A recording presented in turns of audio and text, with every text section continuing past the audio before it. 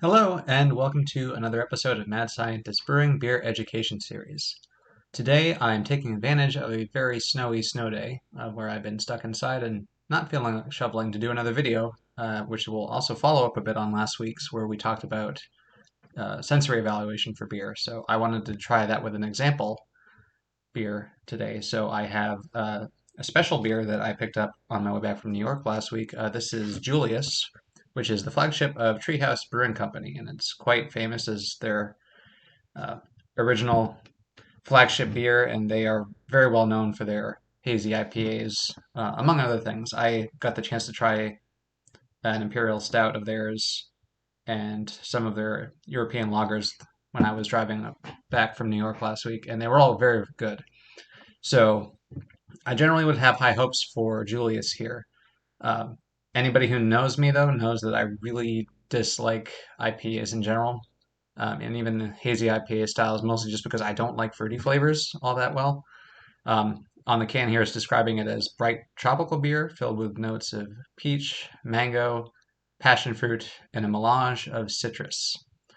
All of which does not generally sit that well with me flavor wise. If I was to find any of those as just a juice, I would probably pass on that in favor of something more like I don't know, a raspberry or a lemonade or something. And certainly not as a beer. But I'm willing to have an open mind and try this. I think, you know, as far as doing a beer evaluation on it, this is actually a good style for me to practice with too, because it forces me to do an objective evaluation.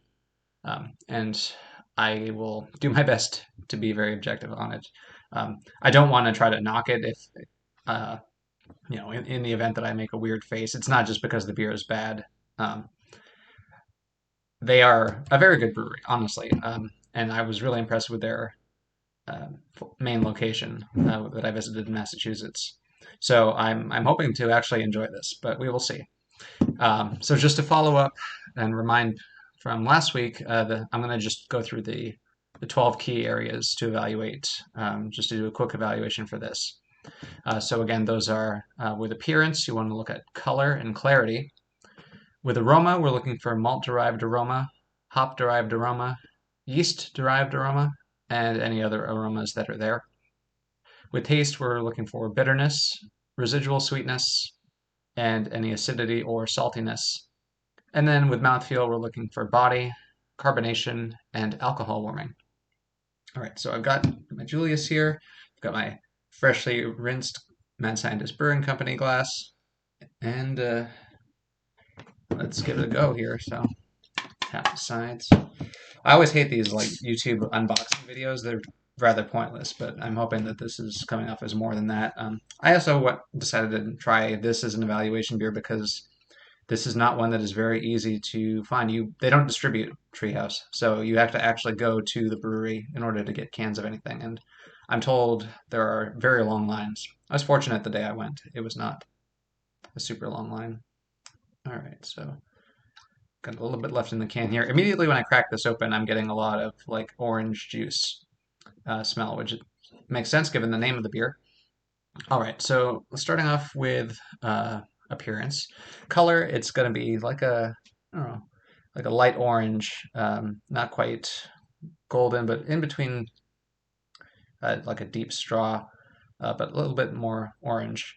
And then clarity, it is completely opaque, which is completely to style here as a hazy New England style IPA. I cannot see through this at all, but that's part of it.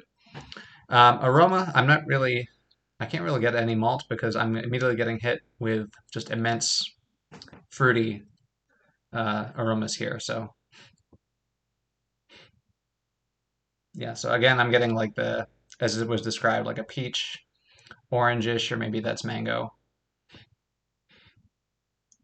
Yeah, a lot of peach definitely in there as well. And a lot of that is definitely coming from some North American U.S. hops. You can get some of those very fruity, citrusy flavors. I also heard that I can't confirm this, but Treehouse uh, uses a special yeast which creates a chemical called thiols that also, for these specific thiols, will bring out some of these fruity flavors as well and aromas as well.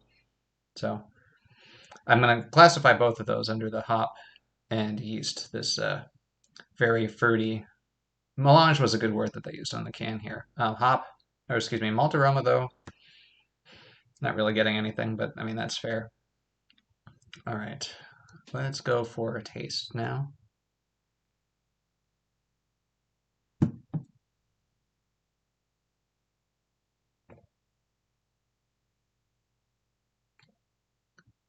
I don't hate it, so that's good.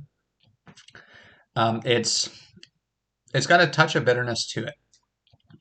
It's certainly not going to be as bitter as your West Coast IPAs and a lot of what many people think is IPAs. The hazy style is kind of defined as having a softer feel to it and definitely more aroma forward than bitter forward. And I'm getting that here, although there is a good balanced amount of bitterness to that. As far as flavor, yeah, I'm getting a lot of that same fruit flavor. Definitely a lot of mango, peach, orangish, all that kind of combined in here.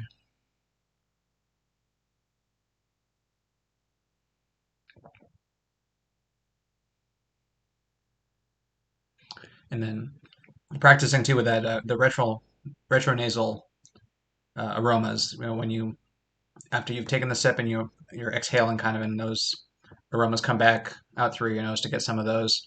It matches that as same as just the initial sniff, the orthonasal, where you're getting a lot of those same citrus fruit flavors there. Residual sweetness, it's not. There's a little bit, not a ton. It is pretty balanced, and again, a lot towards the mostly just like very fruity balanced. Um, and I'm not getting really any acidity or saltiness, which is makes sense for this style here.